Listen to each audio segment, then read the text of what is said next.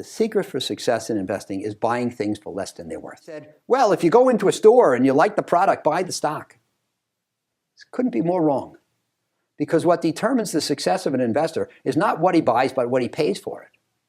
And if you buy a high quality asset, but you overpay for it, you're in big trouble. And you can buy a very low quality asset, but if you pay less than it's worth, chances are you're going to make money. For excellence in investing, the most important thing is not making a lot of money. It's not beating the market. It's not being in the top quartile. The most important thing is controlling risk. That's our job. What do most people want more than anything else? They want to get rich. Very few people think that the future, the secret to their happiness comes from prudence and caution. Most people think it comes from that stroke of genius, which will put them on easy street. Why can't people beat the market? Because the market's pretty efficient. And market prices most things right, and most people can't find and identify and act on the times when the market prices things wrong. That's why. In this video, Howard Marks takes us step-by-step through his investment philosophy that earned him millions and consistently helped him outperform the market. Enjoy. As you know, I wrote a book in 2011 called The Most Important Thing. And the reason it has that title is because I would find myself in my client's office and I would say, you know, the most important thing in investing is controlling risk. And then 5 minutes later, I would say the most important thing is to buy at a low price. And 5 minutes later, I would say the most important thing is to act as a contrarian. And so back in 2003, I believe, I wrote a memo called The Most Important Thing. I listed 19 things, each of which was the most important thing. And then I used that. I couldn't think of a better format for my book, so I used the same format in 2011. Interestingly, some of the things are different. And that's just supposed to show you that one's thinking should still be alive and should still evolve. And I know that Sir Rob and some of the other fellows went to see Charlie Munger speak in Los Angeles this week at age 91. And I'm sure he's still evolving and getting younger. So I'm going to try to do the same. Now, I should tell you, and I don't know if you know this, but I write memos to the clients. And I'll refer to a lot of memos in this session probably. And they're all available on oaktreecapital.com website. And the price is right. They're all free. And so, you know, I've been sending them out now 25 years. I started in 1990. And I got a letter from a guy named Warren Buffett in 2009 or 10. And he said, if you'll write a book, I'll give you a quote for the jacket. And so I had been planning on writing a book when I retired from work, but Buffett's promise caused me to accelerate my time frame. And what the book is who here has read it? Okay, about half. So what the book is, it's a recitation of my investment philosophy. And as it says in the foreword to the philosophy, which I took the foreword, you know, I don't know about you, I never read the forewords of books, but I took the foreword to mine very seriously. And what it says in there, it's not designed to tell you how to make money. And it's not designed to tell you how easy investment is or to try to make it easy. And in fact, my highest goal is probably to make it clear how hard it is. Investing is very difficult because it's kind of counterintuitive, and it kind of turns back on itself all the time. And there are no formulas that work. So what I try to do in the book is teach people how to think. And now the thoughts they should hold change from time to time. But how to think, I think, is valid in the long term. It's my investment philosophy. And I wasn't born with an investment philosophy. You'll hear from a lot of people, if you're interested in investing, who'll say, well, I started reading prospectuses at age 8. And I didn't. At 13, I invested my bar mitzvah money, which I didn't do. But, and in fact, when I was getting out of graduate school, age 23 in 1969, so I know you can all do the math, I didn't know what I wanted to do. I had studied finance at Wharton and accounting at Chicago, and I knew I wanted to do something in finance, but I wasn't very specific. So I interviewed in 5 or 6 different fields, large consulting firm, small consulting firm, accounting firm, corporate treasury, investment management, investment banking, 6. And so I ended up in the investment business. Why? Because I had had a summer job in '68 at Citi in the investment research department. I liked it. Had fun, right? That's a good reason. So I went there. And by the way, interestingly, there was nothing magical about working in the investment business at that time. It paid the same as all the rest. All 6 jobs that I was offered had the same pay, between $12,500 and $14,000 a year, not a month. And there were no famous investors at the time. Investing was not a household word. There were no investment TV shows. So I just did it because I liked it. I liked the people, and I thought that the investing was intellectually interesting. So I didn't have a philosophy then when I started, and I had some things I had learned in school. But I think that your philosophy, as opposed to somebody else, if you studied Descartes or Locke or somebody like that, you learn his philosophy. If you might learn a philosophy by studying a religion, but that's not your philosophy. Your philosophy will come from the combination of what you have been taught by your teachers and parents and your experiences, and what your experiences tell you about the things you were taught and how they have to be modified. So I developed my philosophy over, it might seem like I started writing the memos a long time ago, 25 years, but I had been working already over 2 decades at that time. So I think that the integration of real life into philosophy is essential. Now, I prepared a few slides for today, and basically the slides are here to illustrate where the philosophy came from. Talk to you about some of the foundations and roots. So I call it Origins and Inspirations, and I hope you'll find it interesting. So first of all, not in order chronologically, but hopefully in order to try to make something intelligible. Fooled by Randomness by Nassim Nicholas Taleb. Now, who here has read that? All right, more people than have read my book. And I think it's very important. I think it's an excellent book with very, very important ideas. Now, don't tell Nassim I said this, but I tell all the people I speak to that it is either the most important badly written book or the worst written very important book that you'll ever read. I think it's not very clear, and I think it's not, maybe there's no attempt to make it clear. But I think a lot of the ideas are very important and even profound, in my opinion. So among other things, and the basic theme is that in investing, there's a lot of randomness. And if you look at investing as a field without randomness, where everything is determinative, you'll get confused because you will not draw the proper inferences from what you see. For example, just a brief example, you see somebody and they report a great return for the year. The scientist who thinks that the investment world runs like the world of physics might think, well, great return, that means the guy's a great investor. But in truth, it might be somebody who took a crazy shot and got lucky. Why? Because there's a lot of randomness in the world. When I went to Wharton, 1963, the first book I remember learning was called Decision Making Under Uncertainty by C. Jackson Grayson, who became, as I recall, America's first energy czar. And I learned a couple of important things from that book. Number one, that you can't tell from an outcome whether a decision was good or bad. It's very important. Most people don't understand this. Totally counterintuitive. But the truth is, in the real world where there's randomness at work, I mean, if you build a bridge and it falls down, then you must assume that the engineer made a mistake. That it was a bad decision to build the bridge that way. But in the real world of where there's randomness, good decisions fail to work all the time. Bad decisions work all the time.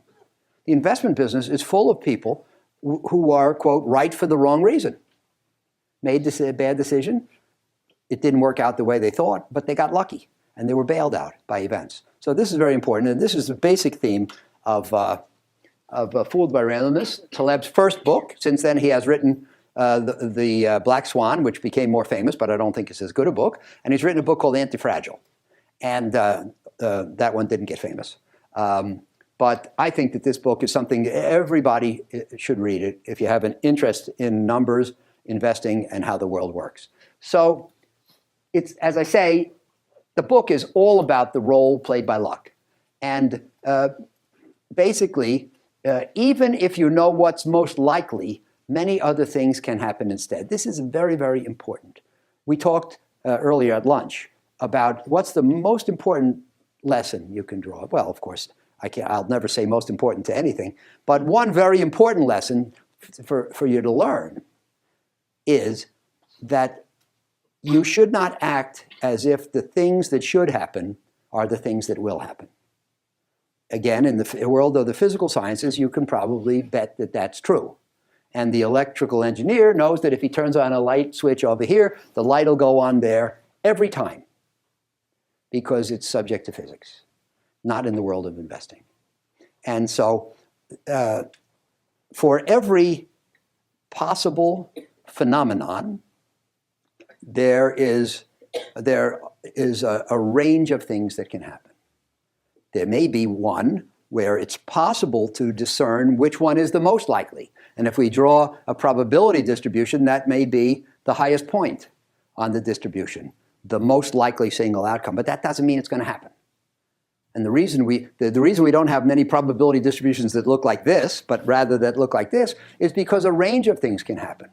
And it's very, very important to notice that, number one, there are lots of things that can happen, so you have to allow for them. And number two, the thing that is most likely to happen is far from sure to happen. So that's very key. There's a professor at the London Business School who put it succinctly. He said, risk means more things can happen than will happen. And this is profound, in my opinion. In the economic world, people generally make their decisions based on something called expected value, which is to say that you multiply every possible outcome. First of all, of course, you don't think in terms of a single outcome. You think in terms of a range of outcomes.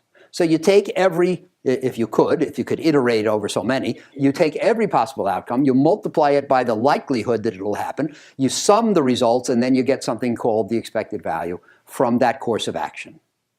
And you choose your course of action based on the highest expected value. And that sounds like a totally rational thing. But what if the course of action that you're considering has some outcomes that you absolutely can't withstand? Then you may not do it. You may not do the highest expected value course of action because it has some you can't live with.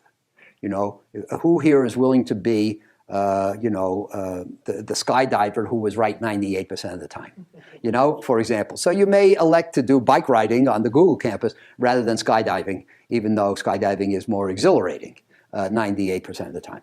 Anyway, so the point is, as I lived my life from learning about Dimson, learning about Taleb, from learning from my own experience, I realized that should does not equal will. Lots of things that should happen fail to happen. And even if they don't fail to happen, they fail to happen on schedule. So the thing that the economist or the financier thinks should happen this year may happen in 3 years. You got to live 3 years to see it happen. One of my favorite sayings is, never forget the 6-foot-tall man who drowned crossing the stream that was 5 feet deep on average. We can't live by the averages. We can't say, well, I'm happy to survive on average. We got to survive on the bad days. You got to survive, and if you're a decision maker, you have to survive long enough for the correctness of your decision to become evidence. And you can't count on it happening right away. I always remind people, overpriced is not the same as going down tomorrow.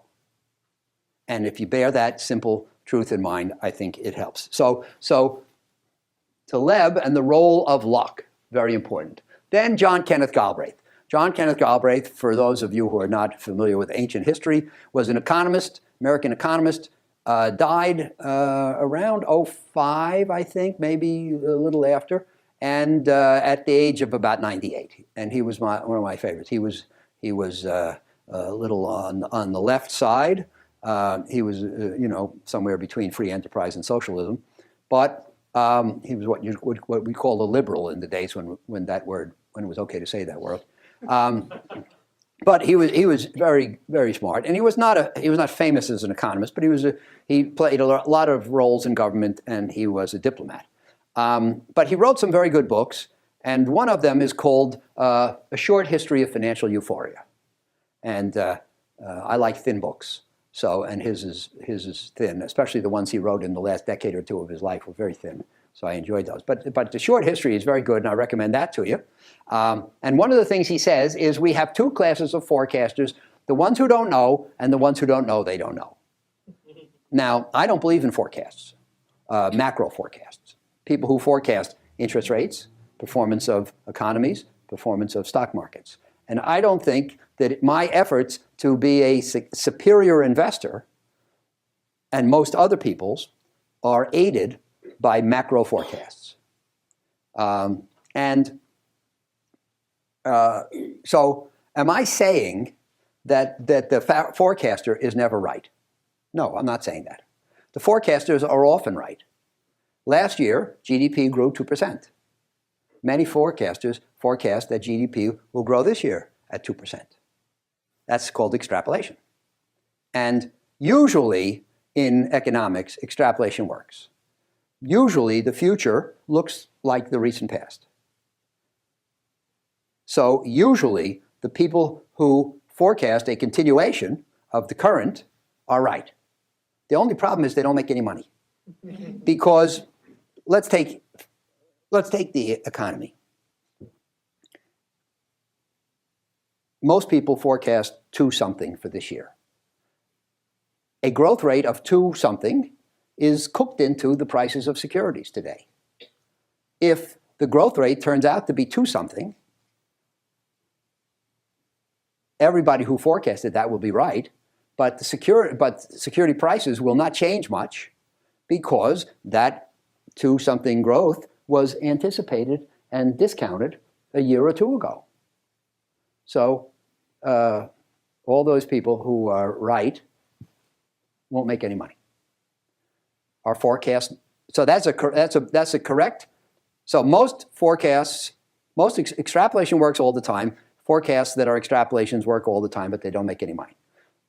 Logically, am I saying that forecasts never make any money? No. The forecasts that make money are the forecasts of radical change. If everybody's predicting 2.4% growth for this year, and if I predict -2, and it turns out to be -2, or I predict 6 and it turns out to be 6, I'll make a lot of money. So forecasts which are not extrapolations, forecasts which are radically different from the recent past, are potentially very valuable if they're correct. Of course, they're not of any value if they're incorrect. And if they're incorrect, they'll cost you a lot of money. If everybody else thinks it's going to be 2.4 and you predict 6 and it turns out at 2.4, you're probably going to have taken the wrong investments and lost a lot of money. So deviant forecasts, which turn out to be right, are potentially very valuable, but it's very hard to make them. It's very hard to make them correctly. It's very hard to make them correctly consistently. And somebody at lunch mentioned an early memo I wrote called The Value of Forecasts. And in one of, there was the value of forecasts, and then there was value of forecasts 2, I think, right? And in one of those, I reviewed the recent history of the Wall Street Journal poll. Every 6 months, the Wall Street Journal publishes the results of a poll of economists. And on GDP growth, CPI, value of a dollar, the price of oil, whatever it might be, a bunch of phenomena. They do it consistently. And they ask like 30 people consistently over time. And so it shows basically that most of the time when people get it right, it's because they predicted extrapolation and nothing changed. Once in a while, something changes radically, and invariably somebody predicted it. But the problem is, if you look at that person's other forecasts over the years, you see that that person always made radical forecasts and never was right any other time. So of course, if you're getting your information from a forecaster, The fact that he was right once doesn't tell you anything. You wouldn't, the views of that forecaster would not be of any value to you unless he was right consistently. And nobody's right consistently in making deviant forecasts. So the bottom line for me is that forecasting is not valuable. And that's something that my experience has told me. So we don't know what's going to happen, and randomness will play a big role in what happens. And randomness is, by definition, unpredictable. Number 3, The Loser's Game by Charlie Ellis. This is very interesting. Anybody here know the name of the company TRW? Few people. TRW used to be a big conglomerate, and now it's known primarily for credit scores. And there was a guy named Cy Ramo. He was the R. It was Thompson, Ramo, Woolridge, and he was the R in TRW, and very smart. And Cy Ramo wrote a book, and it was about winning at tennis. Who here plays tennis? Okay, this is good, because as I go around the world now, very few people play tennis anymore. But what Ramo said is that there are 2 kinds of winning tennis players. If you look at Pete Sampras or Nadal or Djokovic, how do they win? The winning champion tennis player wins by hitting winning shots. He hits shots that the opponent can't return. They're either so well placed or so strategic or so fast and hard that the opponent can't return them.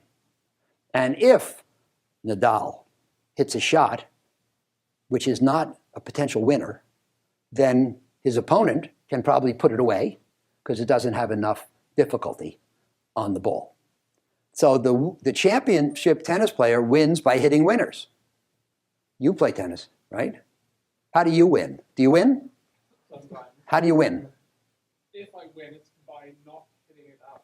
That's right. The amateur tennis player, like him and me, we win not by hitting winners, but by avoiding hitting losers. And we believe that if we can just push it back 20 times and just get it over the net 20 times, our opponent can only do it 19. We believe that we'll outsteady him, outlast him, and eventually he'll hit it into the net or off the court. We'll win the point. But we'll win the point without having hit a winner. So there are obviously 2 styles of tennis. And so the same is true for investing. And so Charlie Ellis wrote an article called The Loser's Game. And he said he thought that in investing, so championship tennis is a winner's game. It's won by winners. He thought amateur tennis is a loser's game. It's won by the people who avoid being losers. He thought that Charlie thought that investing is a loser's game. And so the best way to win at tennis is at investing is by not hitting losers. Now, I believe also that it's a loser's game. Not as much as Charlie believes, and not for the same reason. Charlie believes that investing is a loser's game because the market is efficient and securities are priced right.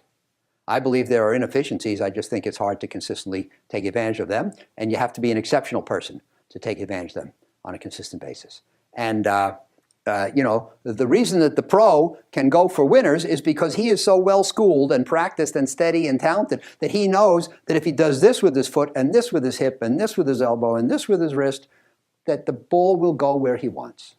He doesn't worry about miscues, wind, sun in his eyes, distraction. He's so well schooled. And in fact, in scoring tennis matches, they keep track of something called unforced errors. And the reason they keep track of them is because there are so few. The pro doesn't make a lot of unforced errors. We make unforced errors all the time. And so in order to survive, we have to avoid them.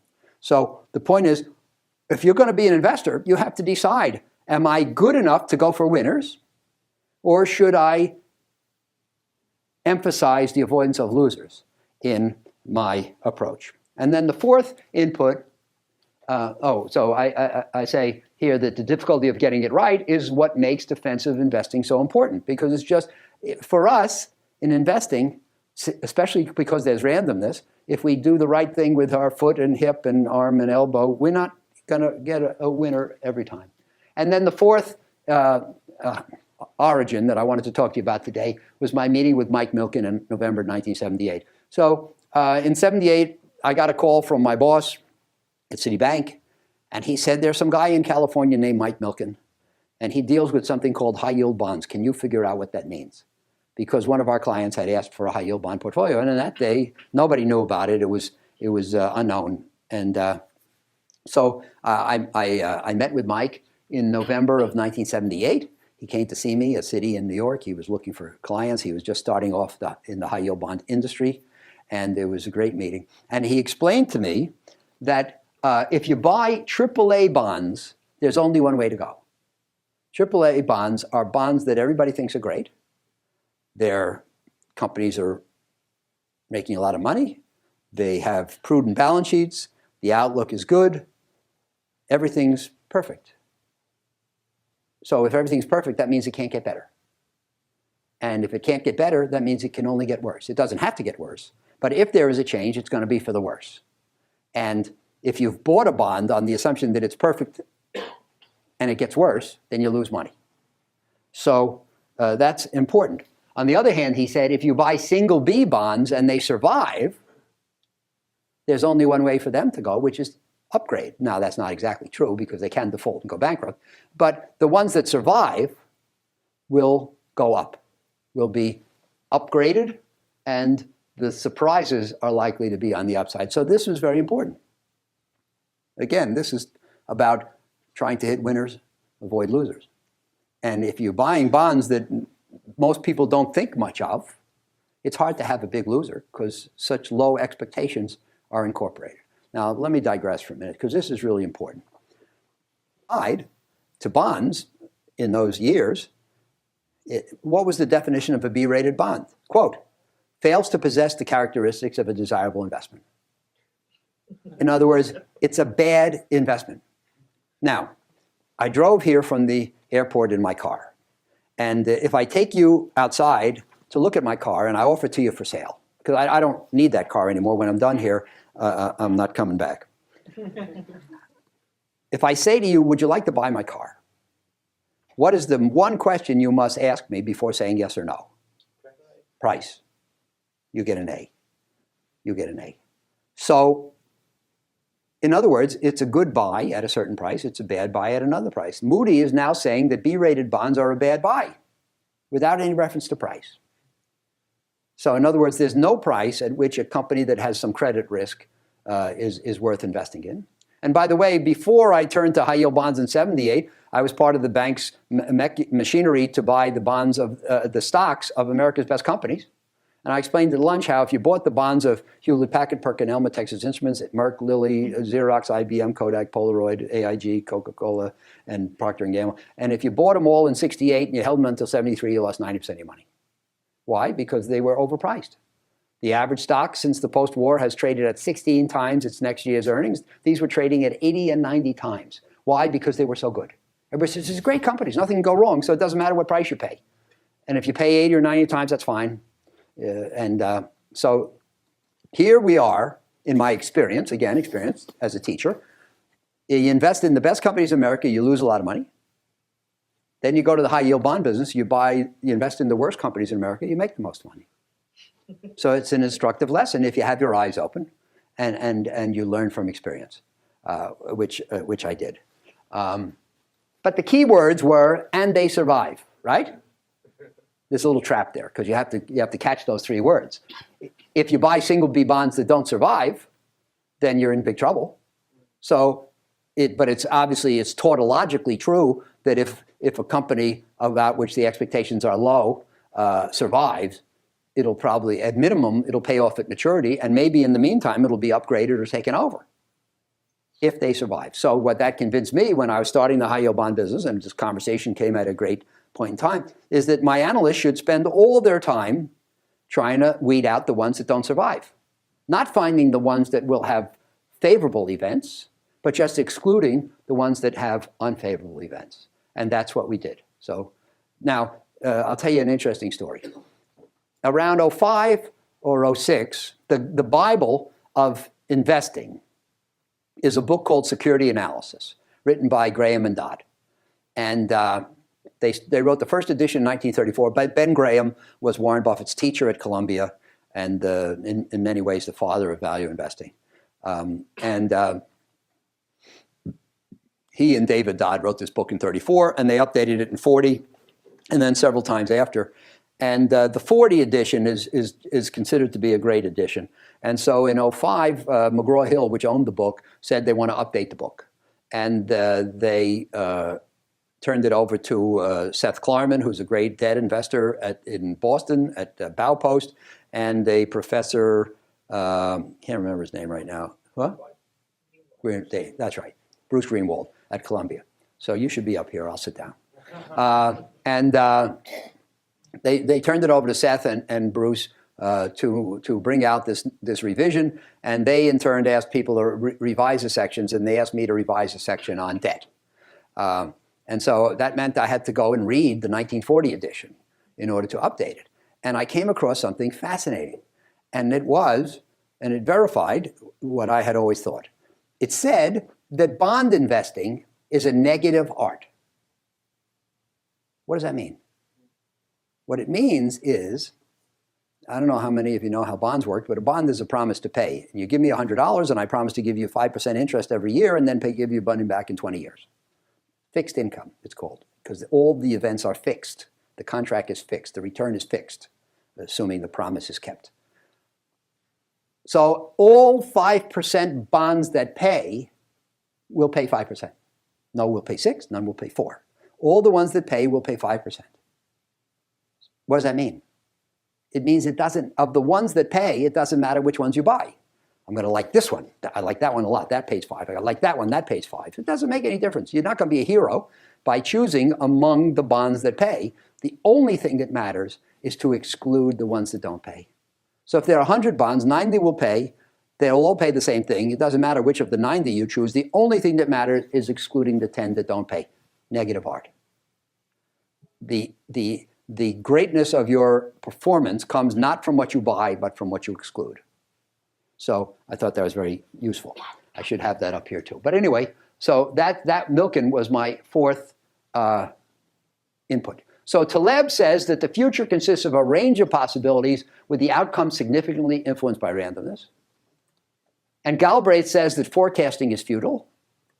And Ellis says that if the game isn't controllable, it's better to work to avoid losers than to try for winners. And Milken says that holding survivors and avoiding defaults is the key in bond investing. So if you put them all together, that's how you get the philosophy that's in the book. These were my origins. So when we started Oaktree, April the 10th of 1995, almost exactly 20 years ago, we wrote down our investment philosophy, and here it is. We published it. We were a bunch of guys who had been working together for most of the previous 10 years at a different employer. And we left there as a group, and we started Oaktree. And so for a philosophy, so I believe in writing things down, and like learning at the Lou says today, write them down, right? So we wrote down our philosophy. We published it. We've never changed a word since. And the clients like knowing what our roadmap is. So these were the 6 tenets of the investment philosophy. So the first one says that the most important thing is risk control. And we tell the clients, we think that for excellence in investing, the most important thing is not making a lot of money. It's not beating the market. It's not being in the top quartile. The most important thing is controlling risk. That's our job. That's what we'll do for you. And the clients come to us who want to invest in our asset classes with the risks under control. There are other people who put less emphasis on controlling risk, and they have better results in the good times and worse results in the bad times. Our clients want what we give them. Number 2, we have an emphasis on consistency. So we say we don't try for the moon at the danger of crashing. You know, the first memo that I wrote in 1990, I'm sure you remember that, Rob, talked about a guy who was head of an asset manager that had a terrible year. And he said, well, it's very simple. If you want to be in the top 5% of money managers, you have to be willing to be in the bottom. I have no interest in being in the bottom 5%. I don't care about being in the top 5%. I want to be above the middle on a consistent basis over the long term. And there's a funny bit of math. This will confound the, what do you call yourself, data scientists? This will confound the data scientists in the room. But so in that first memo, I contrasted the comments from that money manager with a comment from one of my clients who told me, right about the same time, it was the juxtaposition that caused me to write that first memo. He told me that for the previous 14 years, his pension fund had never been above the 27th percentile or below the 47th percentile. So it was solidly in the second quartile every year for 14 years. So let's see, 27, 47, the average of that is 37, right? What percentile do you think that fund was in for the whole 14 years? 4. And if you think about it, it's really almost mysterious. Why the 4th, not the 37th? And the answer is that when people blow up, they really blow up. And so we said we want consistency. We want to be a little bit above the middle all the time. Maybe we'll pop up to the top in the years when the markets are terrible and our risk control is rewarded. But we think that over a long period of time, we'll be very respectable that way, and our clients will have an absence of bad experiences, which I think for them is very important. So then, macro forecasting is not critical to investing. We do not make our decisions based on macro forecasts, as I explained to you. We all have opinions. Our official dictum is that it's okay to have an opinion, you just shouldn't act as if it's right. And I think this is very important. You know, Mark Twain said, it's not what you don't know that gets you into trouble, it's what you know for certain that just ain't true. And so we try to avoid holding strongly to those macro opinions. And finally, we don't do a lot of market timing, which is very, very hard to do. We do long-term investing in assets that we think are underpriced. So that's the Oaktree philosophy. You can see how the origins and inspirations that I went through fed into that. And in fact, it's all distilled in our motto, which says that if we avoid the losers, the winners take care of themselves. And if we can make a large number of investors and just weed out the problems, then we'll have, just think of the bell-shaped curve. We'll have a lot that do okay, and an occasional one which is exceptional, if we can weed these out. So a lot of money managers go into the clients and say, we will get you in the top quartile, into the great right-hand tail. I think it's hard to do on a consistent basis. And if you aim for the right-hand tail and you miss, you end up in the left-hand tail. What we say is, we'll just lop off the left-hand tail. And if we can do that successfully, and we pretty much have, then what'll you have? Okay, good, very good, great, terrific, but no terrible. The average will be very good.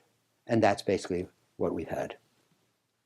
So lastly, I'll just leave you with what I consider my 3 greatest adages, not mine, but the ones I've encountered over my career and that have been the most helpful. And they're all used in the book. First of all, what the wise man does in the beginning, the fool does in the end. In every trend in investing, it eventually becomes overdone. If you find an asset which is cheap and buy it, that's great. If everybody else figures it out that it's cheap, then it'll go up. Then people see that it's rising, and more people jump on the bandwagon, goes up, up, up. And the last person to buy it is a fool, and the first person to buy it is a wise man. It's the same asset, just at different prices. And as people say, first the innovator, then the imitator, then the idiot. So that's another way to look at this adage. Number 2, never forget the 6-foot-tall man who drowned crossing the stream that was 5 feet deep on average, kind of like that skydiver who's right 98% of the time. It's not sufficient, depending on how you want to live your life, to survive on average. We have to survive on the bad days. So we have to be able to survive the low spots in the stream. Your portfolio has to be set up to survive on the bad days, so you won't be shaken out of your investments. And then finally, being too far ahead of your time is indistinguishable from being wrong. And yet that's a great challenge because, as I said before, the things that are supposed to happen will not necessarily happen, and they absolutely will not happen on time. So you have to be able to live until the wisdom of your decisions is proved, if at all. So all of these things, I think, say something about modesty and humility of belief rather than cocksureness, which I think is the greatest risk. So with that, Saurabh, I'll stop talking, and we have a little time left, and I'd love to take your questions. That's what I'm here for. Thank you, Howard. This was fascinating. So we are open for questions. Please raise your hand, and I'll bring the mic to you. The thing you said about what the wise man does in the beginning, the fool does in the end, you can come up from a single stock, and you can think about your whole philosophy that way. So you've been focusing here on avoiding losers, and maybe humans are kind of generally focused on trying to find winners. Maybe that's what we'll always do wrong. But if everybody in the world is trying to avoid losers, maybe the wise investor now shoots for the winners. Do you know what I mean? Sort of self-balancing. Sure. Well, number one, I don't think that we have to worry about everybody becoming too prudent or too wise, because we're talking about human nature. Charlie Munger, the boys went to see Charlie Munger this week. One of the great quotes that Charlie gave me was from the philosopher Demosthenes, who said, "For that which a man wishes, that he will believe." What do most people want more than anything else? They want to get rich. Very few people think that the future, the secret to their happiness comes from prudence and caution. Most people think it comes from that stroke of genius, which will put them on easy street. But you're absolutely right. And there are times when most people behave in a prudent and cautious manner. When is it? It's in a crash, when security prices are down here, right? That's the time to turn aggressive and buy. So Buffett says, the less prudence with which others conduct our affairs, the greater the prudence with which we must conduct our own affairs. And there are times when we should turn aggressive, and that's when everything's being given away. So you said that you do not predict, you did not make any macro forecasts, right? But actually, the macros can affect companies in a lot of ways. Like, I mean, if you have interest rate like 30%, I mean, 99% of the companies will be gone or something like that, right? So how do you even make an investment? Okay, so now I know I'm not coming back to Google anymore because the people are too intelligent. Because this is one of the great traps. I say that we don't invest on the basis of macro forecasts. But you have to have an economic framework in mind when you predict the fortunes of individual companies. What I would say is, what we try to do is it's one thing to say that oil is at 50 and we're going to invest in this company because it will do fine if oil's at 50, survive if it goes to 30, and thrive if it goes to 70. But it's another thing to say oil is 50, I think it's going to 110, I'm going to invest in this company, which is going to be great if it goes to 110, but bankrupt if it stays at 50. So the question is, how radical are your forecasts? And we try to anticipate a future that looks pretty much like the norm, and make allowance for the thing that things other than the norm can happen. And I can't really be much more concrete than that. It's all, all this, by the way, all this stuff is judgment. There are no rules, there are no algorithms, there are no formulas that always work. None of this is any good unless the person making the decision has superior judgment. And, the first chapter of the book says the most important thing is second-level thinking. Most people think on the first level. To be a superior investor, you must think on the second level. You have to think different from everybody else. But in being different, you have to be better. So the first level thinker is naive. He says, this is a great company, let's buy the stock. The second level thinker says, it's a great company, but it's not as great as everybody thinks it is. We better sell the stock. That's the difference between being an average person and a person with superior insight. By the way, most people are not above average. Yes, sir. Do you think diversified index funds adequately protect the amateur investor from losers? Well, this is a great question. The role of the index fund. A lot of people say, I'm going to take a low-risk approach. I'm going to invest in an index fund. And they are confused. What an index fund does is it guarantees you performance in line with the index. So the point is, because of the operation of what's called the efficient market, not many people can beat the market. It's true. Most mutual funds do not beat the market. Most mutual fund investors would would be better off just being in an index fund. And in fact, most active investment schemes impose fees that they don't earn. And that is one of the major reasons that most active investment schemes perform below average. So the index fund, which is called passive investing, yes, it does reduce, it eliminates the likelihood that you fail to keep up with the index. It also, of course, eliminates the possibility that you outperform the index. So you trade away the two sides of the probability distribution for surety that you get index results. So, but it doesn't eliminate the risk of the investment. It eliminates the risk of deviating from the index. What you have to keep in mind is that the index fund investor loses money every time the index goes down. Why? Because there's no value added to keep it above. So, by the way, index investing is a fine thing for the average amateur investor, because the average amateur investor, number one, can't beat the market. Number two, can't find anybody or hire anybody who can beat the market. But the only thing is, he shouldn't think that it's a riskless trade. It's you eliminate what we call benchmark risk, but you retain the risk of the underlying assets. Sorry. So you've been through one or two of these business cycles, Yes. I guess, and with the availability of information and with the number of books being written about this subject, about value and proper investing and how many managers don't beat the market, do you think the average investor is doing anything different than they were 20 years ago? Well, look, I think there's a minor movement toward indexation. It's not a groundswell. There's still lots of money in actively managed mutual funds where there's 2% a year of fees and costs, or 1.5%. But I think there's more in indexation every year, and that's probably appropriate. But I'll just turn it around. I'll leave you with a question. Why can't people beat the market? Because the market's pretty efficient, and market prices most things right, and most people can't find and identify and act on the times when the market prices things wrong. That's why most people can't beat the market. That's what I learned at the University of Chicago, and I think it's pretty true. So the reason for the inability to beat the market is the market's efficiency. The market's efficiency comes from the concerted efforts of thousands of investors who are trying to find the bargains. What happens when they stop trying? So when the interest in active investment declines because people give up on it and turn to passive investing, and all the analysts quit studying the companies, then prices resume their deviation from intrinsic value, then it becomes possible to beat the market again. So it's really paradoxical, and I would say counterintuitive.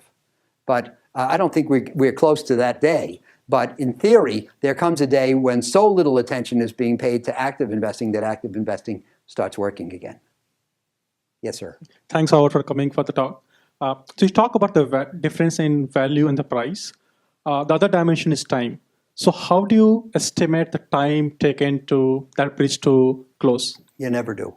You never know. See, what he's saying, I mean, again, it's a very good question. And what we want to do is we want to find things where the intrinsic value is here and the price is here.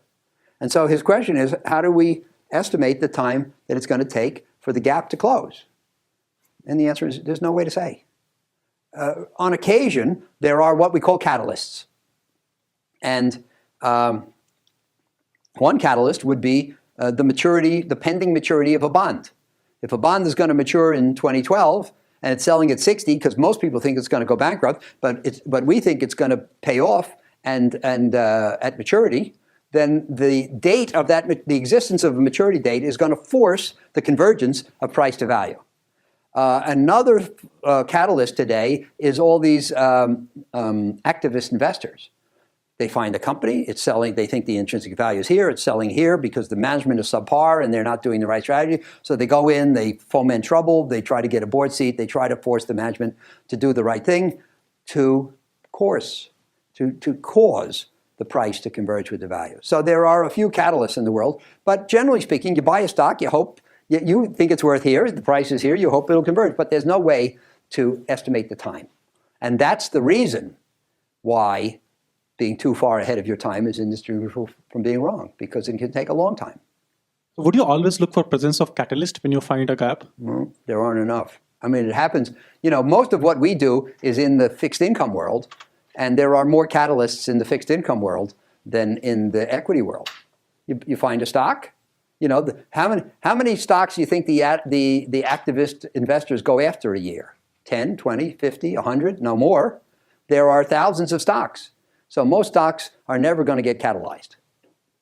Curious if you could tell us what it was like when you were out raising money for Oaktree in the early days. I would imagine that today some clients are skeptical, but I would imagine that was it a lot different for you back then? And well, by the time we started Oaktree, it wasn't that hard because we had a reputation.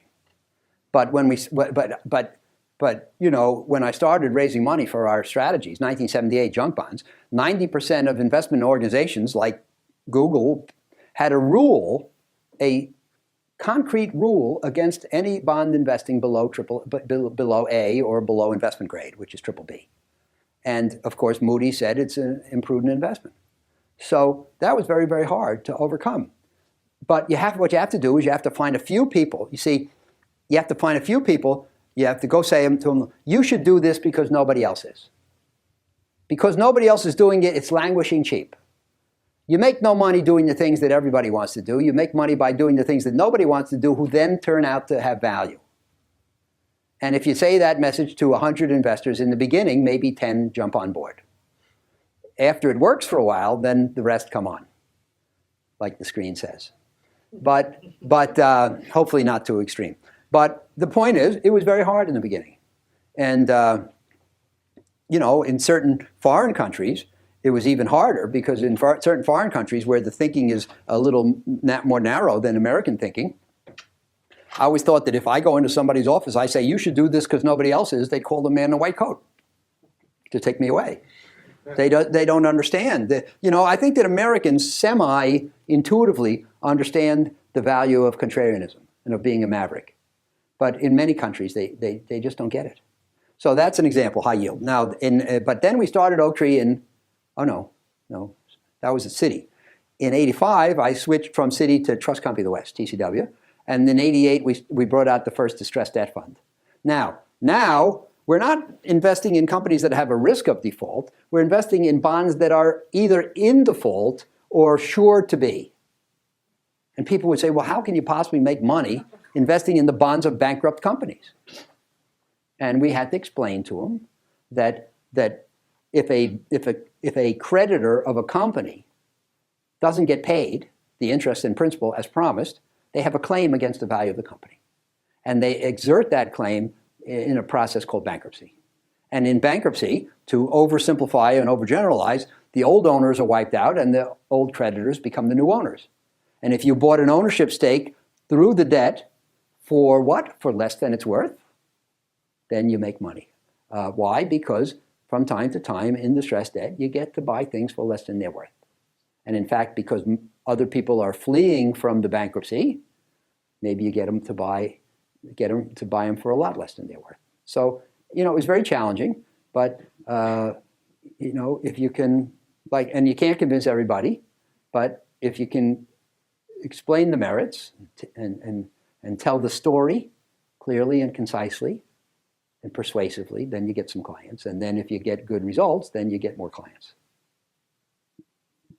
Thank you, Howard, for your talk. One question. Buffett in 99 said that if he was running very small amounts of money, he would be able to find lots of bargains and beat the market by 50%, and he would use the word guaranteed. I presume he meant that there are a lot of inefficiencies in the small capitalization stocks.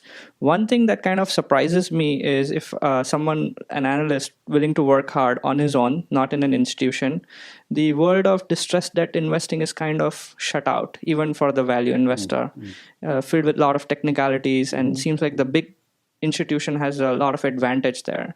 Are there such inefficiencies that are kind of shut out to the institutions, but the small investor willing to work hard can find inefficiencies in the debt world? Well, I think that I think that the small guy can even be active in distressed debt. He can't get enough bonds to get a seat at the creditors committee table or have a voice, but he can still find superior values. What I was saying in answer to your question is that if you get some accounts and you have good performance, you'll get more accounts. So that goes a little further, because what I really say is that if you have good performance, you'll get more money. And eventually, if you let that process become unchecked, if you get more money, you'll have bad performance. And this is one of the conundrums in our business. And so you have to halt that. But the truth of the matter is that the little guy has an advantage as long as he's willing to stay small. Many people are not, because in the short run, the more money you manage when you get fees, it's a great lure to take on more money, but you have to stop it at a point where before it starts ruining your performance. Now, for the data scientists among us, I always like to point out that if I worked at Firestone tires, and I developed a new tire, and I wanted to know how far it would go, I would put it on a car and run it until it blew up, right? That's called destructive testing. But as an investor with clients and a fiduciary responsibility, I don't have the luxury of doing destructive testing. So I can't add more. People always say to me, well, what's the limit on how much money you can invest well? And I can't find out by running into the wall. I have to stop this side of the wall. One of the interesting lessons is that if you stop this side of the wall, then you never find out where the wall really is. But that's what we have to do. And so you have to stop. And I believe that the person who has a big brain and a little money and a lot of time and exceptional insight can find great bargains. But that's a pretty daunting list. And I don't think that Buffett's guarantee necessarily extends to everybody in this room.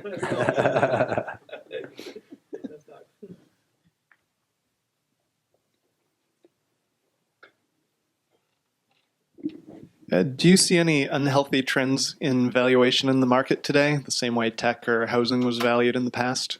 Yes, I do, because the market extends the menu, extends what we call the capital market line, extends from what's called the risk-free rate. The risk-free rate is the rate, generally speaking, on the 30-day Treasury bill. And of course, if you can get 3% on the risk-free rate, then in order to tie up your money for 5 years, in a 5-year Treasury, you want 4, and to get it 10 years, you want 5. And if you can get 10 years on a government security, a 5%, then in order to go into a corporate security, which has some credit risk, you would demand 6. And to go into a high-yield bond, you would demand 12, and so forth. So there's a kind of a process called equilibration, which makes things line up in terms of relative risk and return, but always pegged from the risk-free rate. Today, the risk-free rate is 0. So everything that I just named, this capital market line has had a parallel downward shift. And so before the crisis, I had, Saurabh mentioned about the fact that I turned bearish. All my money was in treasuries.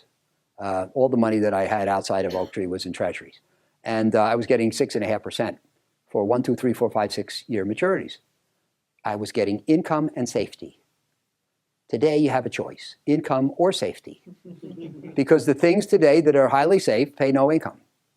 And if you go to Fidelity, conduct an experiment, go to Fidelity or Vanguard or a big mutual fund firm and go online and look at their menu of offerings and what is the current yield, the current net yield after fees and expenses. And you'll see that for money market and short-term treasuries, and maybe intermediate-term treasury, the yield is 0. So just think, the guy is watching the Super Bowl in his undershirt. He gets a statement from Fidelity. He opens it up, and it says, the yield on your fund is now 0. He grabs the phone. He calls the 800 number. He says, get me out of that fund that yields 0 and put me in the one that yields 6. And he becomes a high-yield bond investor. He has no idea why. He doesn't know what a high-yield bond is. He doesn't understand what the dangers are. He doesn't understand how to pick a high yield bond manager, but he's seduced by that 6% versus 0. And all around the investment world today, people are chasing return. They don't like the low returns that are available on safe instruments. They're going for the gusto. They're going for riskier instruments, and they're doing it mindlessly. And I promised you I'd mention some memos. I forgot to do that. But if you go back, I wrote one in March of '07 called The Race to the Bottom. And I talked about the fact that when people are, number one, eager to invest, and number two, not sufficiently risk conscious, they do risky things. And when people do risky things, the market becomes a risky place. And that's why Buffett says the less prudence with which others conduct our affairs, the greater the prudence with which we must conduct our own affairs. And that is going on now to some extent, because people can't get a good return from safe instruments. They're going into the risky ones, and they're bidding, So there's a race to the bottom. It's like an auction. Now, if you want to buy a painting at Sotheby's, there's an auction, and the painting goes to the person who pays the highest price. But in the investment world, it's a reverse auction. Well, sometimes you pay highest price, but sometimes you bid in lowest return. So there's a bond that's going to be issued by a company. I say, I demand 7% interest. And this fellow says, no, I'll take 6. And that guy says, I'll take 5. I say, I want protective covenants to make sure that the company can't do things that ruins its own creditworthiness. He says, I'll do it with less covenants. And that guy says, I'll do it with no covenants. What happens? The bond is issued at 5% with no covenants. And that's the race to the bottom. And anybody who participates in that bond probably, could be making a mistake. And that's going on now. Not to the same terrible extent that it was in '06 and '07, but you got to be careful today. Oaktree's motto for the last 3.5 years has been move forward, but with caution. Caution has to be a very important component of everybody's actions today. Well, thank you very much for being with me, and I hope you enjoyed it. And when I think of more stuff, I'll come back.